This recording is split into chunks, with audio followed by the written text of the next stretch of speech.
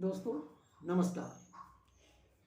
राष्ट्र सबसे पहले, उसके बाद में राष्ट्र की शासन प्रणाली।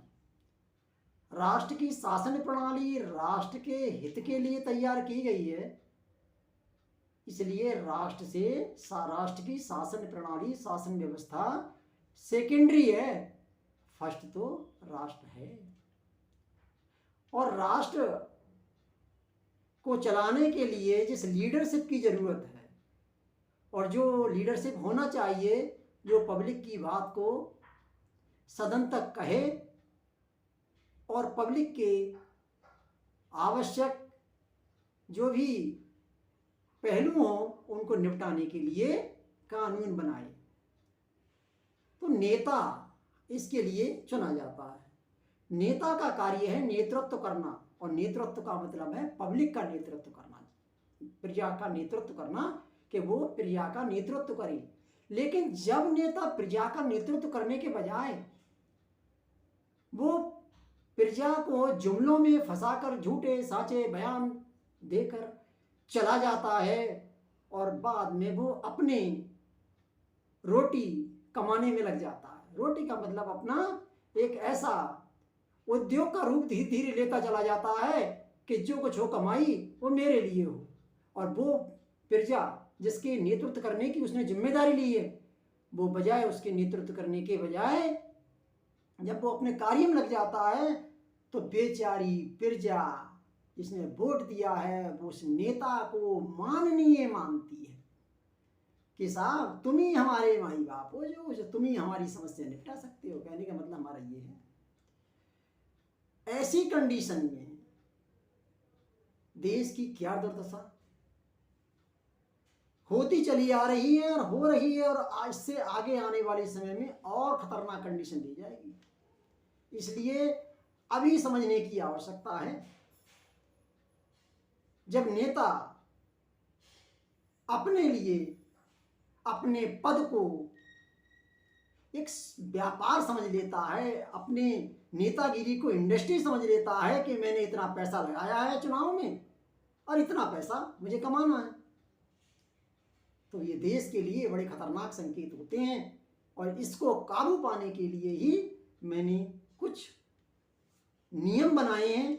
मैं अपनी भारत की जनता से कहता हूं कि इस नियमों को ध्यान से सुने और आने वाले नेता से इस पर दबाव बनाएं कि यदि ये नियमों का पालन करो तो आपको नेतृत्व करना सही है, और यदि नियमों के पालन से बाहर हैं तो हमारे नेता के लायक नहीं हो, राष्ट्र के लिए धब्बा हो। अब इसके लिए क्या नियम है? पहला नियम, राष्ट्र के जनता को, जो राष्ट्र की जनता है उसको तोड़ने वाले, उसमें विघटन कार्य करने वाले उन शब्दों को नेता यदि बोले, जैसे कि दलित, अनुसूचित, सवर्ण, मनवादी, ओबीसी, पिछड़ा आदि शब्दों का जो नेता इस्तेमाल करे, वो नेता राष्ट्र का दुश्मन है। क्यों? वो हमारे भारत के सारे बहनों भाइयों के बीच में एक ऐसी दरार पैदा करता है जो वो सत्ता तक एक वर्ग का वोट लेकर पहुंच जाए, और इसी आधार पर उसने एक रिजर्व कैटेगरी भी बना रखी है, जिसको कि रिजर्वेशन कहती है। जैसे कि बीपी सिंह के समय में सरकार में आने का उनका कोई आसार नहीं लग रहा था, तब उन्होंने रिजर्व कैटेगरी को उसमें ओबीसी वाली को उस समय डाला था, और उससे पहले उन्होंने ये एससी एसटी वाली कैटेगरी को डाला था, जिससे कि समाज के वर्गों का टुकड़ा किया जाए और टुकड़ा करके उसको जीता जा सके। किसको? वोट को जीता जा सके। पब्लिक को किस तरह हम बांटें और हम अपनी सत्ता तक पहुंचें और अपना उद्योग चलाएं। उद्योग में क्या होता है? उद्योग में ये होता है हमने 1 करोड़ लगाया, 10 करोड़ कमाया। तो इसलिए जनता को अलग करने वाली नीति रिजर्वेशन, जनता को बांटने वाले शब्द का इस्तेमाल यदि जो नेता करे, उसको एक ऐसी दंड प्रक्रिया के अंतर्गत लाया जाए जो कि प्रजा से भी अधिक कठोर हो। जो प्रजा के लिए दंड दिया था उससे अधिक कठोर दंड में उस नेता को शामिल किया जाए। पहला ये बहुत जरूरी है। दूसरा है कि वोट लेने वाला और वोट देने वाला दोनों का एक करैक्टर होना चाहिए। कोई चोर डाकू यदि वोट डालता है तो क्या वो राष्ट्र के हित में वोट डालेगा? नहीं। यदि कोई चोर उचक्के के लिए, किसी गुंडे मवाली के लिए जेल में से इलेक्शन लड़ने की परमिशन दी जाती है तो ये राष्ट्र के लिए धब्बा नहीं है, ये कलंक है। वो नेता नहीं है, वो राष्ट्र के लिए कलंक है। और वो पार्टी कलंक है जो ऐसे नेता को जेल से लड़ाकर अपना वोट तैयार करती है। ऐसे नेता को वोट देने वाली पार्टी को भी भारत की सत्ता में रहने का और प्रजातंत्र में शामिल होने का कोई औचित्य नहीं बनता है। इसलिए वोट लेने वाला और वोट देने वाला दोनों ग्रेजुएट हो, समझ लो। अगर दोनों ग्रेजुएट होंगे तो 5 साल तक तो समस्या आएगी, लेकिन उसके बाद में ये प्रेशर बन जाएगा और नेता भी इस जाल में फंस जाएगा कि किसी न किसी तरह से ग्रेजुएट कराओ। तो जब घर घर में ग्रेजुएट होगा तो नेता की नेतागिरी फिर पब्लिक पर नहीं चलने वाली, क्योंकि पब्लिक समझ जाएगी कि वो ग्रेजुएट व्यक्ति होगा, किसी भी जाति का क्यों ना हो, किसी भी धर्म का क्यों ना हो, वो राष्ट्र की राष्ट्रीयता और नेता की नेतागिरी का जाल ठीक से समझ लेगा। इसलिए वोट देने वाला ग्रेजुएट हो, वोट लेने वाला भी ग्रेजुएट हो। ये किसी गंवार आदमी को वोट देने का कोई औचित्य नहीं बनता है, क्योंकि राष्ट्र का उसे नेतृत्व दिया जाता है। दूसरी बात, चरित्र प्रमाण पत्र। एक क्लर्क की नौकरी मिलती है तो भी उसका कैरेक्टर सर्टिफिकेट लगता है, और नेता का कोई कैरेक्टर सर्टिफिकेट नहीं। ये देश के साथ गद्दारी है, ये प्रजातंत्र नहीं है, ये भ्रष्ट तंत्र है। एक देश पे कब्जा करने की, देश को कंट्रोल करने की एक ऐसी उन्होंने मुहिम बना रखी है कि हम जिसको चाहेंगे उसको हम नेता बनाएंगे, हम वोट देंगे वो जाएगा। हम तो इसको चाहेंगे, पब्लिक थोड़ी चाहेंगे, हम चाहेंगे। ये डेमोक्रेटिक पार्टी ऐसा करती है।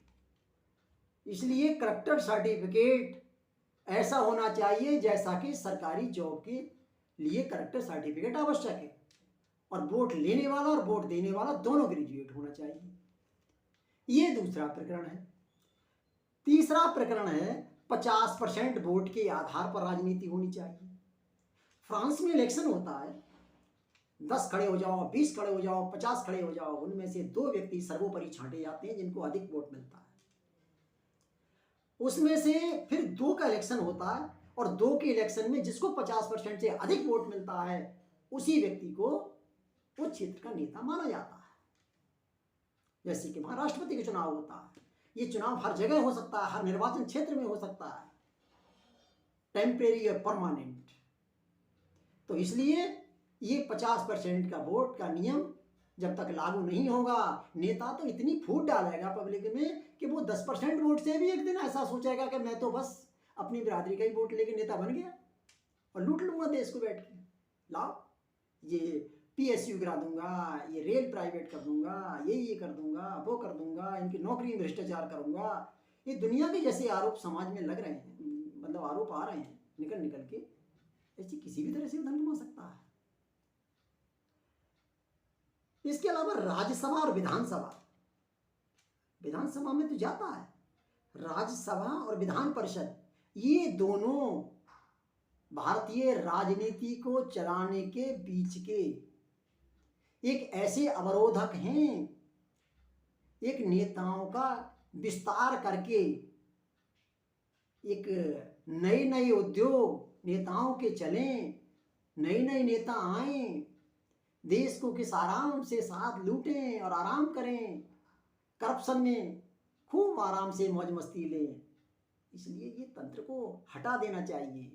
ये राज्यसभा सदस्य और विधान परिषद, इनका कोई औचित्य नहीं बनता है, बल्कि इसकी बागडोर प्रदेश के अंदर गवर्नर और सेंट्रल के अंदर राष्ट्रपति को इसकी बागडोर लेना चाहिए। वो सदन अपने पास बैठे चुने हुए स्कॉलर के आधार पर उस पार्लियामेंट द्वारा लाए हुए एक्ट पर अपने स्कॉलर से बहस कराए, न कि विधान परिषद या राज्यसभा में। क्योंकि ये तो पक्ष और विपक्ष की पार्टियां हैं, एक दूसरे को ऐसे नचाती रहती हैं, एक दूसरे में बाधा फैलाती रहती हैं, विरोध की राजनीति करती हैं। इससे देश का भला होने वाला नहीं है। इसलिए ये बीच में कांटा है। इसलिए विधान परिषद और राज्यसभा का ये दोनों को खत्म होना चाहिए। बल्कि जिम्मेदारी किसको देनी चाहिए? गवर्नर और राष्ट्रपति के पास चुने हुए स्कॉलर और उनके लिए, राष्ट्रपति के लिए राष्ट्रपति के द्वारा चुने हुए उनके स्कॉलर और गवर्नर के द्वारा चुने हुए स्कॉलर, ये अपनी बहस करा के उस पर निर्णय दे कि सच क्या है गलत क्या है, ये एक्ट लागू हो या ना हो। इसी प्रकार से कोई भी विकास राशि पता लगी कि नेताजी को इतना पेमेंट मिलेगा, अब तो नेताजी हो गए, वो शुरू में बेचारे चाहे वो कैसे भी अपने पंचर संभालते थे, चाहे वो अपना छोटा मोटा धंधा करते थे, किसी तरह से उस जातिवाद में फांस कर किसी पार्टी ने उन्हें वोट दिलवा टिकट दे दिया और टिकट दे के नेताजी बन गए। अब उनकी इतनी बड़ी इंडस्ट्री हो गई कि उनकी फैक्ट्री चलती है। ये पैसा है कहाँ का? ये भारत का लूटा हुआ धन है, ये हमारी प्रजा का लूटा हुआ धन है। देशवासियों जाग जाओ, जागो, उठो, अपने को पहचानो। जो तुम्हारे लिए जातिवाद में फांसने आते हैं, जो तुमको रिजर्वेशन के फांसने आते हैं, जो तुमको ये लुभाते हैं, ये नीति अच्छी है, ये नीति बुरी है, ये नेता अच्छा है, ये जाति खराब है, ये जाति अच्छी है। ना कोई जाति खराब है, ना कोई नेता खराब है।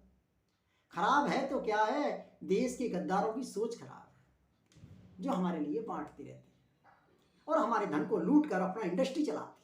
कहने को तो हाथ जोड़ के जनसेवक के रूप में आते हैं, लेकिन वो हाथ जोड़ने के बाद वो एकदम ऐसा सिंह रूप ले जाते हैं कि हट जाओ, हम राजा हैं।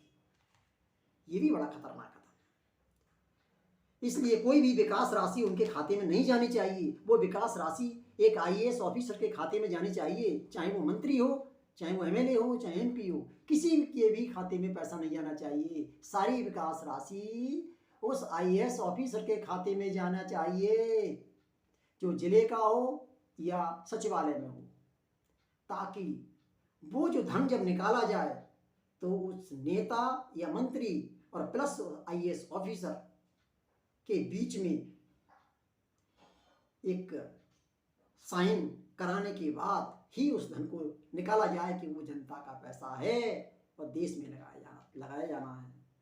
ऐसा नहीं है कि नेताजी के खाते में डाल दिया कि प्रधानमंत्री जी कहीं कमा के अपने ले आए, पिताजी की कमाई सो उठाए दे दी कि लो ले जाओ, तुम भी ले जाओ, तुम भी ले जाओ, बांट लो, खाओ, मौज करो।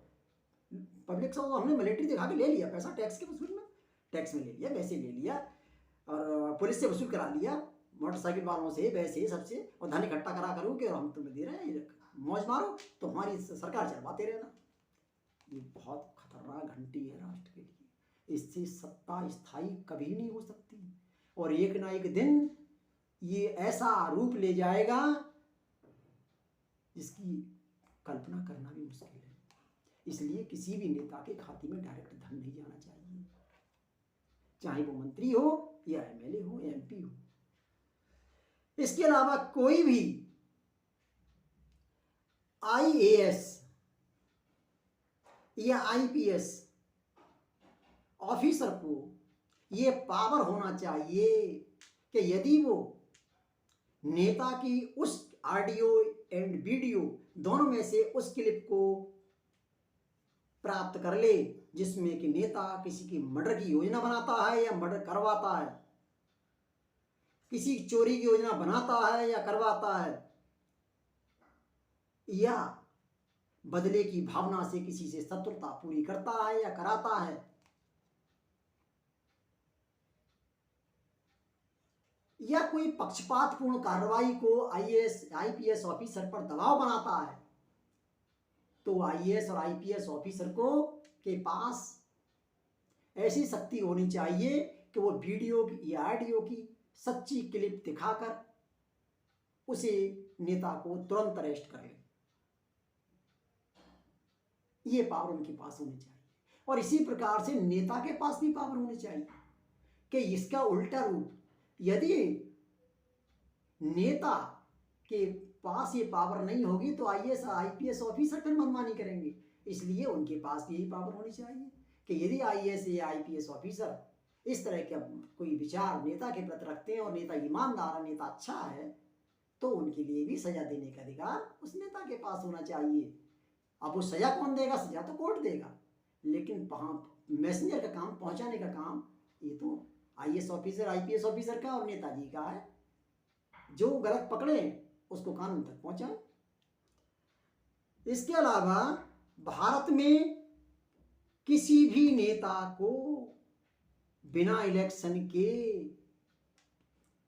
संसद की किसी भी शासन प्रणाली की कार्यवाही में शामिल नहीं किया जाना चाहिए। आजकल ऐसा फैशन बन गया है। पब्लिक क्या है? प्रजातंत्र तो एक तमाशा है, ये डमरू है, ऐसे घुमाते रहेंगे। अगर नहीं घुमा रहे हो तो क्या कर रहे हो, इसका प्रमाण लो।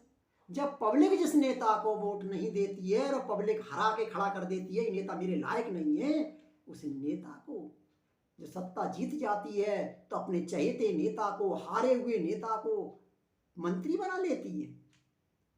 क्यों भैया? क्या वो नेता के पिताजी का देश है क्या? वो ये देश भारतवासियों का नहीं है? तो ये बात राष्ट्र के लिए बड़ा खतरनाक है। एक दिन नहीं, एक मिनट भी